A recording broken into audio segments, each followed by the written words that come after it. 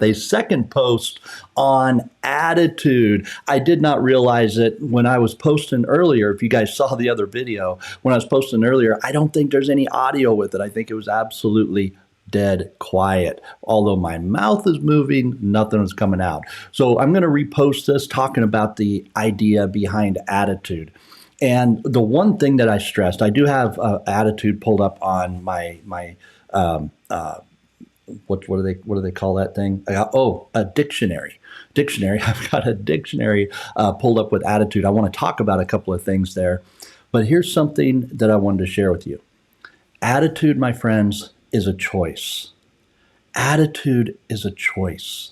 And that's something that we have to recognize in our lives, is that we get to choose our attitude. Now, when I'm thinking about attitude and I'm talking about attitude, I'm not just talking about standing in the mirror with this positive, pump yourself up, positive attitude type things. There's going to be times when you're down, but attitude is a mindset. Attitude is a belief system. Attitude is something that goes deeper within you. It's not just being positive all the time. A positive attitude is critical, but it is not it's not everything, okay? So, in fact, John Maxwell would tell you that attitude is not everything, but it is the main thing. And that's what you really want to think about. Okay, now, I wanted to share with you just a couple of different things here. And in the dictionary, it will share with you a lot of different things about attitude being position of a ship and position in an aircraft and things like this. I totally get all that, but we're talking about the human element here. So one of the things it says is a mental position with regard to a fact or state, a feeling or emotion towards a fact or state.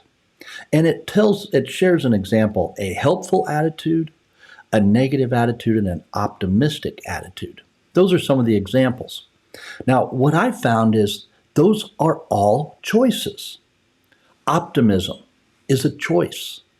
You get to have optimistic or pessimistic attitudes. You get to have negative or positive attitudes. You can have a helpful attitude, an attitude of gratitude. You can have all different types of attitude, but you choose what that is. You get to choose, my friends. And that's the whole powerful thing about this.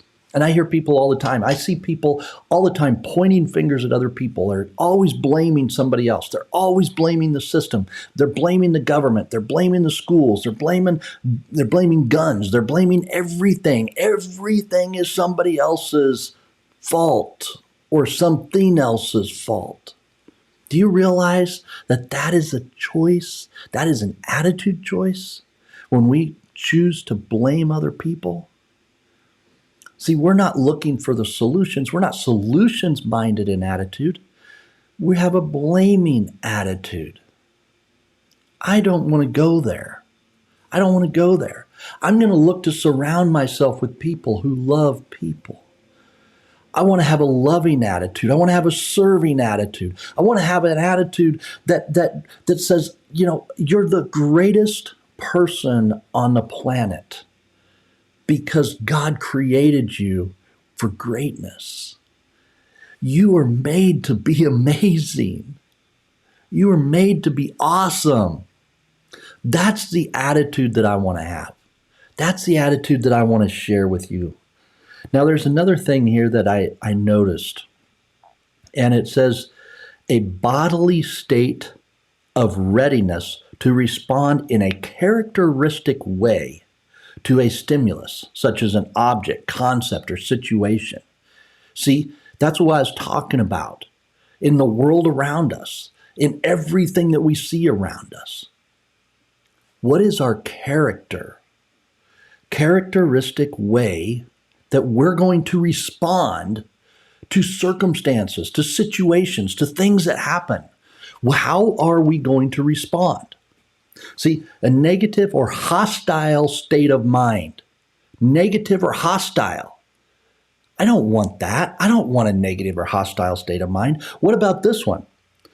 A cocky, defiant, arrogant manner. I don't want cocky, arrogant manners in my life. Nobody does. Nobody wants to be around that.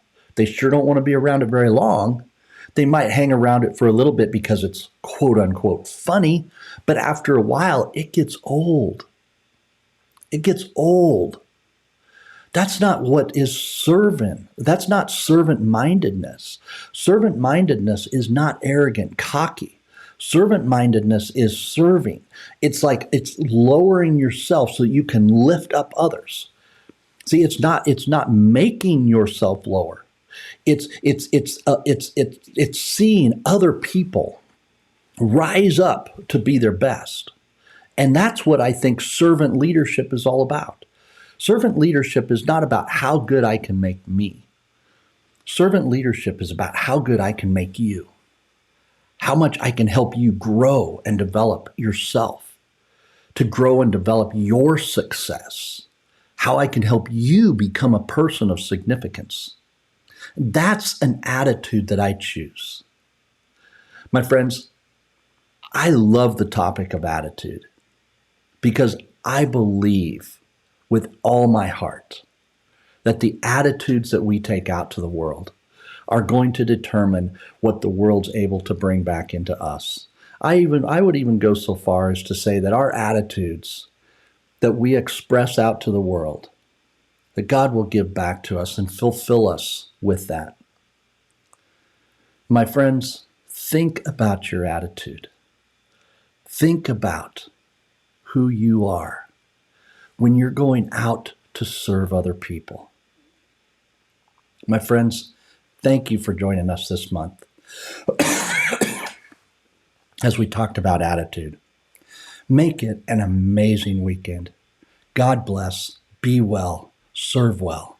Have an amazing attitude.